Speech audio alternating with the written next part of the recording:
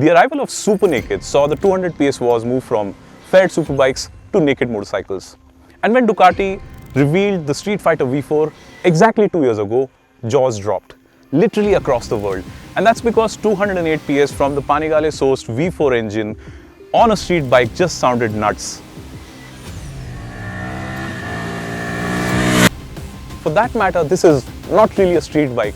It's quite literally the mental Panigale V4 without its fairing, and is a motorcycle that can scare you silly. Well, most of us. If not the most, this is one of the most aggressive performance motorcycles on the planet, and we have the higher spec S version here to tell you how bonkers it is to ride. Ducati is known to make some of the most beautiful motorcycles on the planet. They're all drop-dead gorgeous. But the Street Fighter V4 here, it begs to differ. I mean, it is very good looking, but at the same time, it looks very mean. It looks ferocious. But more importantly, this I think is one of the smallest 200 PS motorcycles in the world. The Street Fighter is as compact as, say, a middleweight Naked, and that's quite awesome.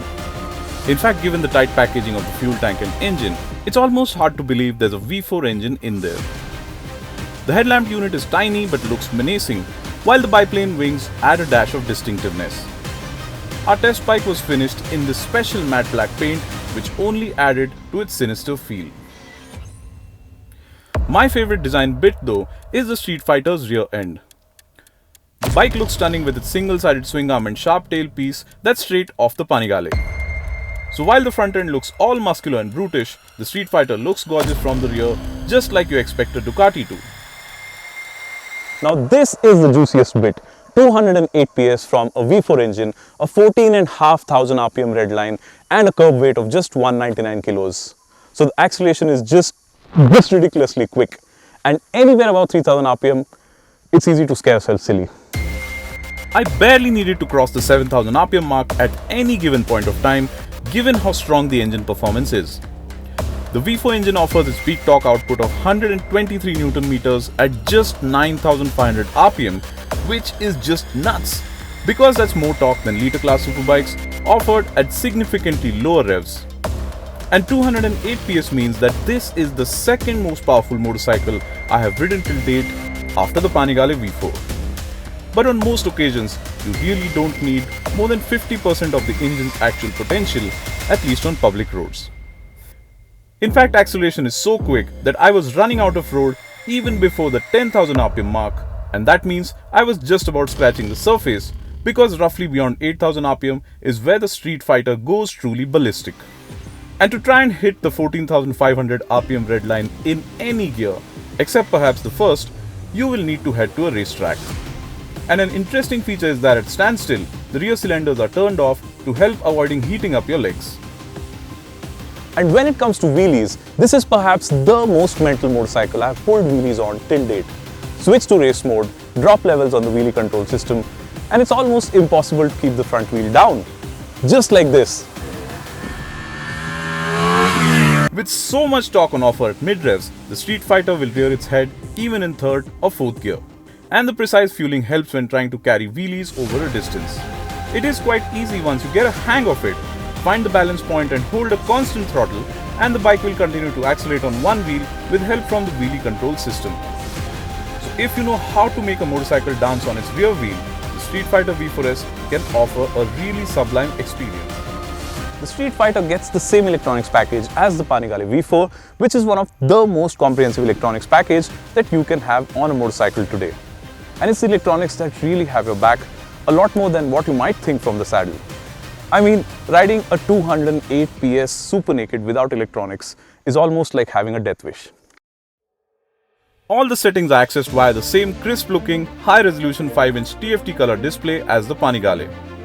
And the Panigale V4's electronic suite means you have more acronyms and more levels to choose from than most other Super Nakeds, be it wheelie control, engine brake control, traction control, ABS, or even lean-sensitive ABS. And if you're up for drifting the Street Fighter, the bike is also equipped with slide control that will make you look like a motorcycling god. I for one did not really try to use it on the road, though I do want to try using it on track.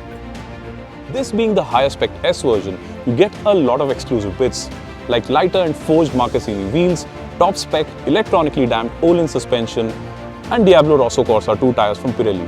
And these truly ensure that the Street Fighter V4 is up there with liter class superbikes in terms of handling. Like I mentioned, this is quite literally a Panigale without its fairing, and with that in perspective, its superbike rivaling dynamics are hardly a surprise. And its trick electronic suspension makes the S version special in conjunction with the chassis, which is an engineering marvel in itself. The Rosso Corsa 2 tires also help by gripping tarmac really well, especially the fat 200 section rear tire. In fact, in the right hands, the Street Fighter V4S should not have trouble showing a clean pair of heels to liter class superbikes even at a racetrack. But more than that, it's the agility that impresses. The Street Fighter feels as nimble as a middleweight when flicking from one side to another, and unlike the Panigale, you also have a lot of leverage here from the tall handlebar. In fact, its upright seating position makes the Street Fighter very easy and comfortable to ride, especially in conjunction with its seat that is roomy and plush. When it comes to fast motorcycles, there are machines that make you smile and make you want to push harder. And then there are motorcycles like the Street Fighter V4 that will scare you, yet leave you wanting for more. It's like you want to crack the throttle open and ride it hard, you want the front wheel to come up and scare yourself so you can grin like an idiot after that. And all that without the cumbersomeness of a faired superbike. Now prices for the Street Fighter V4 begin from Rs 20 lakh ex showroom for the standard version, while the S here retails at 23 lakh rupees ex showroom. That is a lot of money, but for the price, you do get one of the best motorcycles on the planet. And to a lot of riders, that's what matters more, isn't it?